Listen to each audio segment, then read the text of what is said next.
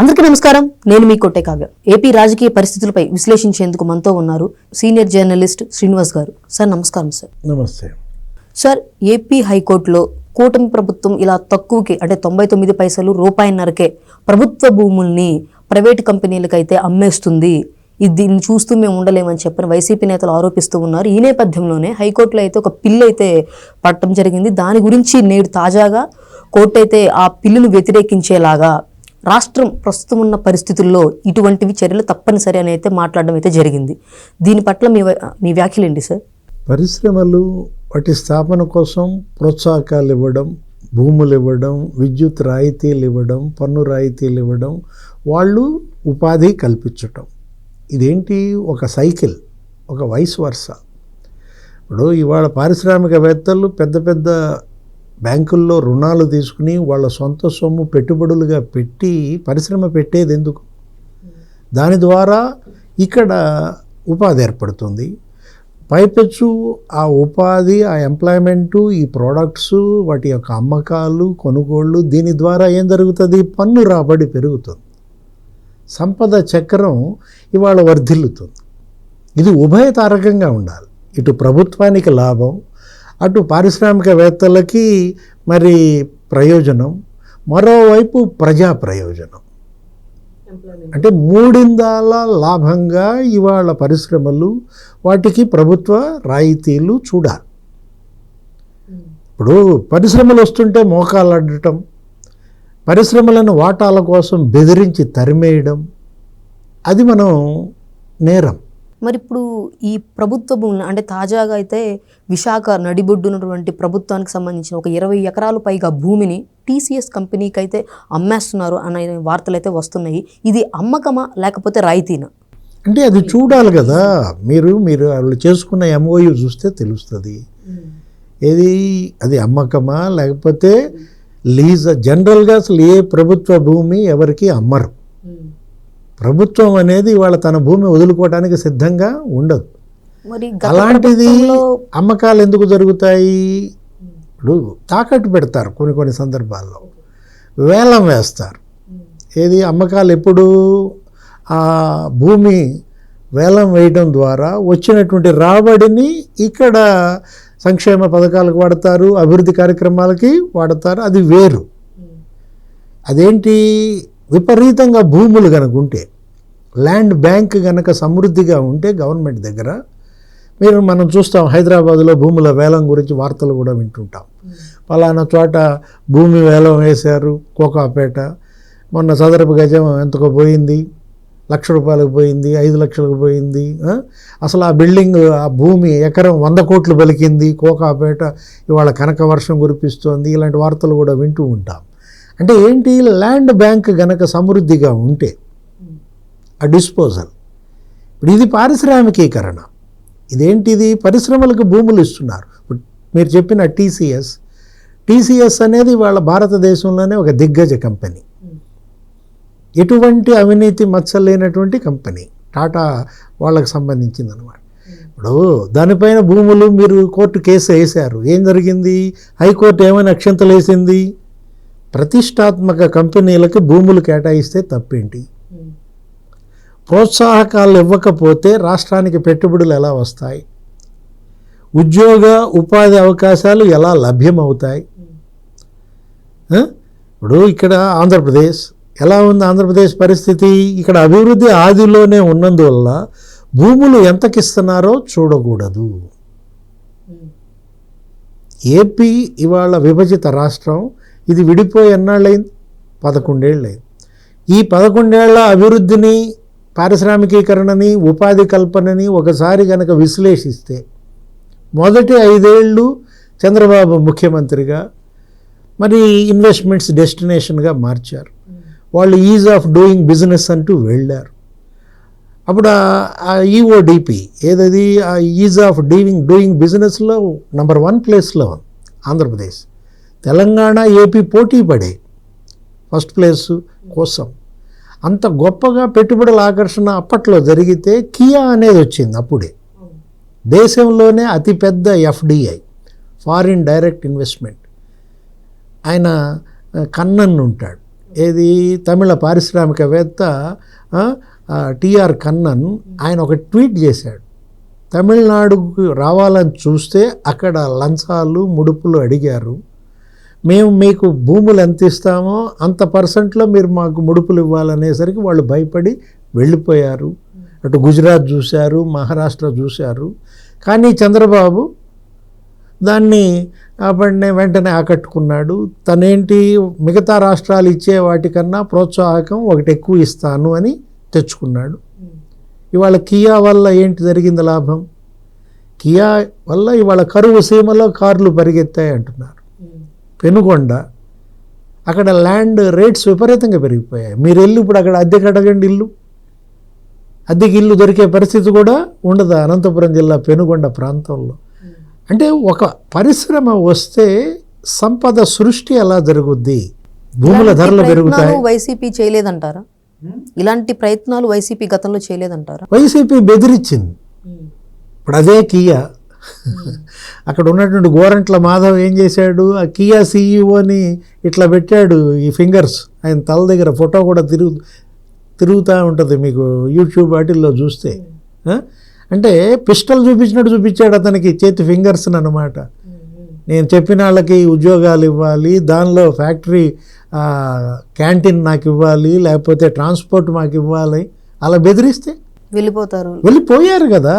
Kia auxiliary industries 13 తమిళనాడుకి కర్ణాటకకి వెళ్ళిపోయాయి. 3,000 కోట్ల పెట్టుబడి కోల్పోయింది ఆంధ్రప్రదేశ్.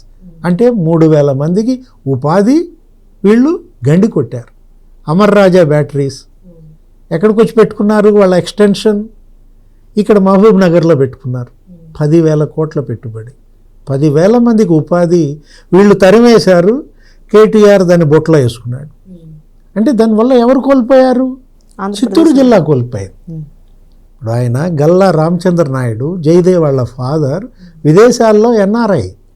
నా దేశంలో నా ప్రాంతంలో నా వాళ్లకు ఉద్యోగాలు ఇవ్వాలన్న ఒక సత్సంకల్పంతో అక్కడ అమర్ రాజా బ్యాటరీస్ పెడితే రాజశేఖర రెడ్డి ఇచ్చాడు వాళ్ళకి భూములు, ఆయన కొడుకు ఆ భూములు వెనక్కి తీసుకున్నాడు. అంటే బెదిరింపు. అదేమంటే ఇతను ఏమంటాడు, సజ్జల రామకృష్ణారెడ్డి మేమే ఎలగొట్టాం, అదేదో పొల్యూషన్ వస్తోంది అంటాడు. అంటే పరిశ్రమ అన్నాక పొల్యూషన్ రాకుండా ఉంటుందా? అంటే కాలుష్య రహిత జాగ్రత్తలు తీసుకోమని చెప్పాలి, వాటికి ఒత్తిడి చేయాలి, అంతేగాని పరిశ్రమను తరిమేస్తారా? ఇప్పుడు ఈ హైకోర్టులో వచ్చిన ఇటువంటి ముట్టికాయలే గతంలో ఎటువంటి సందర్భాల్లో వచ్చినాయి సార్? ఇప్పుడు ఇవాళ 5 ఏళ్ల జగన్మోహన్ రెడ్డి పరిపాలనలో ఏ పరిశ్రమ వచ్చిందమ్మా? అదేమంటే ఆ పరిశ్రమల మంత్రి గుడివాడ అమర్నాథ్ ఏమన్నాడు, కోడి గుడ్లు పెడుతోంది, పొదుగుతాము, టైం పట్టుద్దనో ఏదో అన్నట్టున్నాడు. గుడివాడ అమర్నాథ్ అసలు ఇతని ఇంటి పేరే మారిపోయింది, ఏమని కోడిగుడ్డు అమర్నాథ్ అయిపోయాడు. అంటే ఎంతమందిని తరిమేశారంటే ఆ తోపుదుర్తి ప్రకాష్ రెడ్డి అనేవాడు రాఫ్తాడ్లో ఒక కంపెనీ ఉంటే, జాకీ అనే ఏది అండర్వేర్స్ తయారు చేసే కంపెనీ తరిమేశారు. 40 కోట్లు ఇవాళ వాళ్ళని ఒత్తిడికి గురి చేస్తే వాళ్ళు వచ్చి ఎక్కడ పెట్టుకున్నారు, ములుగులో పెట్టుకున్నారు, తెలంగాణకు వచ్చేసి. అంటే లులుని తరిమేశారు. ఏది లులు అసలు ఏమన్నాడు ఆయన, అలీ ఆ ప్రొపరైటర్ మళ్ళా అసలు ఆంధ్రప్రదేశ్ ముఖం చూడమన్నాడు, ఆంధ్రప్రదేశ్లో అడుగు కూడా పెట్టమన్నాడు. ఏదో మళ్ళీ ఇప్పుడు చంద్రబాబు ముఖ్యమంత్రి అయిన తర్వాత ఈ సంవత్సర కాలంలో మళ్ళా లులును 2-3 సార్లు కలవటం. ఏం జరిగింది మరి, 3 చోట్ల మేము లులు పెడతామంటూ ఆయన విజయవాడలో, తిరుపతిలో, విశాఖలో కూడా లులు మాల్స్ పెడతాం, ఫుడ్ ప్రాసెసింగ్లో చేయూత అందిస్తాము. నిన్న కూడా అలీ ఆ లులు ఆయన యునైటెడ్ అరబ్ ఎమిరేట్స్ మంత్రిని పట్టుకొచ్చాడు. వీళ్ళందరికీ కూడా ప్రభుత్వ భూములే ఇస్తారా సార్ లీజుకి? అంటే వాళ్ళు అడిగిన దాన్ని బట్టి వాళ్ళు అభ్యర్థిస్తారు, ప్రభుత్వానికి ఒక వినతి పంపిస్తారు, మాకు విద్యుత్తులో రాయితీలు కావాలి, లేకపోతే అసలు ఈ ప్రభుత్వమే ఒక పాలసీ ఇస్తుంది, ఇండస్ట్రియల్ పాలసీ అని చెప్పి, ఎలక్ట్రానిక్స్ పాలసీ అని. ఇప్పుడు చంద్రబాబు ప్రభుత్వం ఈ ఏడాదిలో 20 పాలసీలు ఇచ్చింది. వాళ్ళు ఒక 20 లక్షల ఉద్యోగాల కల్పన లక్ష్యంగా పెట్టుకున్న దీంట్లో ఎవరమ్మా టీసీఎస్ మీద ఎవరన్నా బురదేస్తారా? జగన్మోహన్ రెడ్డి వేస్తాడు. ఎవరు వేయనాళ్ళ మీద బురదేసేవాడే జగన్మోహన్ రెడ్డి అనమాట. ఇప్పుడు మనం చూసాం, నీకు అవకాశం ఇచ్చారు ప్రజలది తప్పు లేదు. 5 ఏళ్ళు నిన్ను ముఖ్యమంత్రిని చేస్తే 151 సీట్లు ఇస్తే నువ్వు 151 ఉద్యోగాలను కల్పించావా? కల్పించకపోగా వాలంటీర్లకు ఇచ్చామని చెప్తున్నారు కదా సార్. మరి 5,000 జీతం, వాలంటీర్లు ఉద్యోగాలు అంటాడు, లేకపోతే మద్యం దుకాణంలో ఉద్యోగాలు అంటాడు, రేషన్ వెహికల్ డ్రైవర్లుగా ఉద్యోగాలు అంటాడు, 3.5 లక్షల ఉద్యోగాలు చంద్రబాబు తీసేశాడు అంటాడు. వాలంటీర్లను తీసేసింది నువ్వే, వాళ్ళతో రాజీనామాలు చేయించింది నువ్వే, వాలంటీర్లను రెన్యువల్ చేయింది నువ్వే. ఎప్పుడు రెన్యువల్ చేయాలి వాళ్ళని? 2023 ఆగస్టు 15న వాళ్ళని నియమించారు. ఎప్పుడు? 2019 ఆగస్టు 15న. ఎందుకని రెన్యువల్ చేయలేదు? అంటే నువ్వు తీసేసావా వాలంటీర్లని? చంద్రబాబు తీసేశాడా? అతనే తీసేశాడు, అర్థమవుతుంది. సో మరి ఇదే కూటమి నేతలు వాలంటీర్లకు మేము వస్తే 10,000 రూపాయలు ఇస్తామని చెప్పన్న మాటలు అయితే ఉన్నాయి. మరి దానికి మీ సమాధానం ఏంటి? వాళ్ళు ఉంటే ఇస్తారు, లేకపోతే ఇవ్వలేదు ఏంటి అని మనం అడగచ్చు. ఇప్పుడు మిమ్మల్ని తీసేశాడు జగన్మోహన్ రెడ్డి, రెన్యువల్ చేయలేదు. అసలు మీకు ఆర్డరే లేకపోతే ఇంకా ఆయన ఏమి ఇస్తాడు 10,000? ఇప్పుడు ఇవ్వాలంటే ఎగ్జిస్టెన్స్ ఉండాలి. వాలంటీర్లు అనేది ఎగ్జిస్టెన్స్ లేదు, మనుగడలో లేని పోస్టులకి ఆయన 10,000 ఎక్కడి నుంచి ఇస్తాడు? అసలు వాళ్ళు ఇంకా ఏమైనా అడుగుతారు? కొంతమంది ఏమో రాజీనామాలు చేశారు. ఎంతమంది? 90,000 మంది రాజీనామాలు చేశారు. 90,000 మంది ఏమో అసలు 3 నెలల అడ్వాన్స్ తీసుకుని వెళ్ళిపోయారు. అంటే అప్పుడే వీళ్ళు ఏం చేశారంటే 3 నెలల జీతం ముందే ఇస్తాం, మా తరపున ఎన్నికల ప్రచారం చేయండి అని చెప్పి ఒక్కొక్క ఎమ్మెల్యే ఎంట తిప్పుకున్నాడు ఎన్నికల ప్రచారంలో.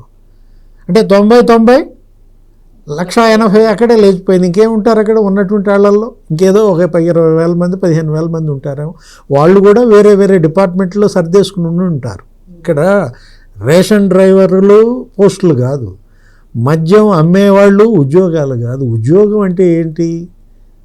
ఒక పరపతి పెంచేలా ఉండాలి, ఆ కుటుంబం నిలబడేలాగా ఉండాలి. గతంలో అసెంబ్లీ సాక్షిగా చంద్రబాబు నాయుడు గారు అయితే నేను మళ్ళీ సీఎం అవుతాను అని చెప్పని ఈరోజు సీఎం అయ్యి చూపించి రాష్ట్రాన్ని మీరు అన్నట్లు పెట్టుబడుల నేపథ్యంలో ఆయన ముందుకు తీసుకెళ్తూ అయితే ఉన్నారు.